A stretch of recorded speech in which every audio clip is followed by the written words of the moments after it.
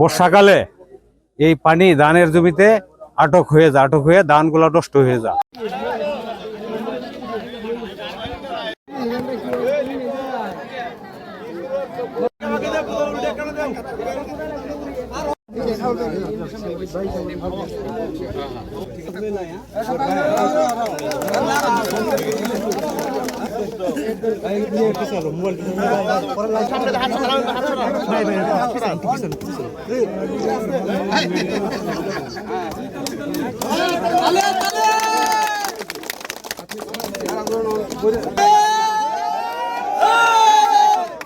অনেক দিন যাবত আশা ছিলাম এবং এটা হচ্ছে, তাতে আমরা অনেক খুশি।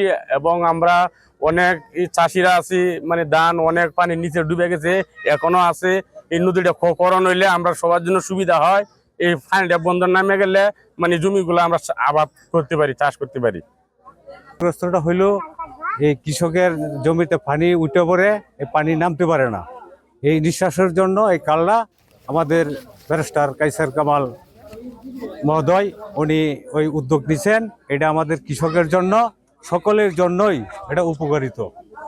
এই শুকনার সিজনে এই কাল থেকে আমরা এই ধানের জমিতে আমরা দিতে পারতেছি। আর বর্ষাকালে এই পানি ধানের জমিতে আটক হয়ে ধানগুলো নষ্ট হয়ে যায়, পানি বাইরে হইতে পারে না। এই নিঃশ্বাসের জন্য আমাদের কালনা আমাদের সকল কৃষকের জন্য উপকারিত। এক সময় এখানে একটা খাল ছিল, পরে বন্ধ হয়ে গেছে। এখন আবার কাউসার কামাল আওয়ার পরে নদীতে খনন করার চিন্তা ভাবনা করতেছে। এদিকে পানিটা আটকে থাকলে ফসলের ক্ষতি হয়, মানে এদিক দিয়ে কাল করে দিলে ফসলের ভালো হইব আর কি, উৎপাদন হইব। আবার এটা আসলে আমরা অনেক বছর যাবত এই ধরনের কর্মসূচির কথাই আমরা ভেবে আসছিলাম যে কখন আমাদের দুর্গাপুরে এই ধরনের খাল খনন কর্মসূচি শুরু হবে। সেই প্রত্যাশা আজকে পূরণ হলো। আমরা খুবই আনন্দিত, গর্বিত যে আমাদের বর্তমান ডেপুটি স্পিকার, মাননীয় deputy speaker barrister Kaiser Kamal মহোদয়, ওনার উদ্যোগে এটা ঐতিহাসিক একটি ঘটনা আজকে ঘটে গেল। এখানে আমরা মূলত 3 ধর্মের মানুষ এখানে উপস্থিত ছিলাম, বিশেষ করে মুসলিম, হিন্দু এবং খ্রিস্টান। আমরা সম্মিলিতভাবে এখানে অংশগ্রহণ করেছি এবং এই সম্মিলিত অংশগ্রহণ আমাদেরকে বলে দেয় যে আমরা এইখানে হিন্দু, মুসলিম, খ্রিস্টান সবাই মিলে একত্রে বসবাস করছি। এইখানে আমরা শান্তিপ্রিয়ভাবে বসবাস করছি। এইটা একটা নিদর্শন স্বরূপ। আজকে আরেকটা প্রমাণ হলো যে আমরা একসঙ্গে ভালোভাবে নির্দ্বিধায়, নির্বিঘ্নে, নিজ নিজ ধর্মমতে, নিজ নিজ সংস্কৃতির মতে আমরা চলাফেরা করতে পারছি। মাননীয় প্রধানমন্ত্রীর নির্বাচনী প্রতিশ্রুতি হিসাবে এই যে খাল খনন কর্মসূচি, তারই অংশ হিসেবে আমাদের এই দুর্গাপুর উপজেলায় আমরা 2টি খাল খনন করেছি।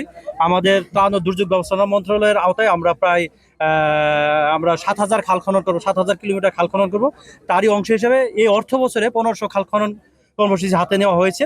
তারই অংশ হিসেবে এই দুর্গাপুর উপজেলায় হলো আমাদের 9 কিলো খাল খনন কর্মসূচি। এর ভিতরে আমাদের এই কাকরগড়া ইউনিয়নে যে আমাদের যে পাগারিয়া খালটা, এটা প্রায় 5 কিলো, এবং কুল্লাগড়া ইউনিয়নে আরেকটি খাল আছে 4 কিলো। আমরা এই 9 কিলো খাল খনন কর্মসূচি এই অর্থ বছরে ত্রাণ ও দুর্যোগ ব্যবস্থাপনা মন্ত্রণালয়ের আওতায় আমরা এই খনন কর্মসূচি বাস্তবায়ন করব।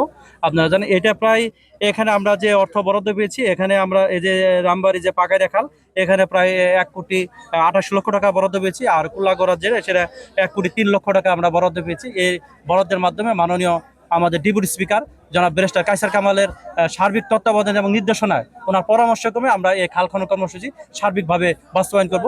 এই বাস্তবায়ন হলে এই অঞ্চলের যেমন জলাবদ্ধতা দূরীকরণ হবে, তেমনই আবাদের ফসলের জন্য ব্যাপক উপকারে আসবে। তার এই পানিতে, খালের পানিতে চাষাবাদ করা যাবে, অনেক সুবিধা হবে খাল খনন কর্মসূচি আমরা যদি পূর্ণভাবে বাস্তবায়ন করতে পারি। দুর্গাপুর উপজেলায় আমরা 2টি ইউনিয়নকে বেছে নিয়েছি, যেটা আমাদের ফসলের জমি সহ অন্যান্য যে কৃষকরা রয়েছে তাদের এই খাল দুটো ভরাট হয়ে যাওয়ার ফলে তাদের কৃষি জমি সহ এখানকার জীবনযাত্রা বেশ পানি উঠে তাদের জীবনযাত্রা মানে ব্যাপক বিপর্যস্ত অবস্থায় পড়ে।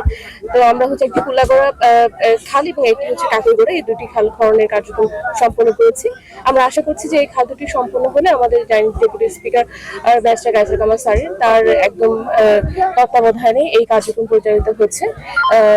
তার উদ্যোগে এই 2টো খাল আমরা সম্পন্ন করছি। আমরা আশা করছি যে এই খাল দুটো খনন হলে এই এলাকার মানুষজন ব্যাপক উপকৃত হবে। দৈনিক আজকের বাংলা .net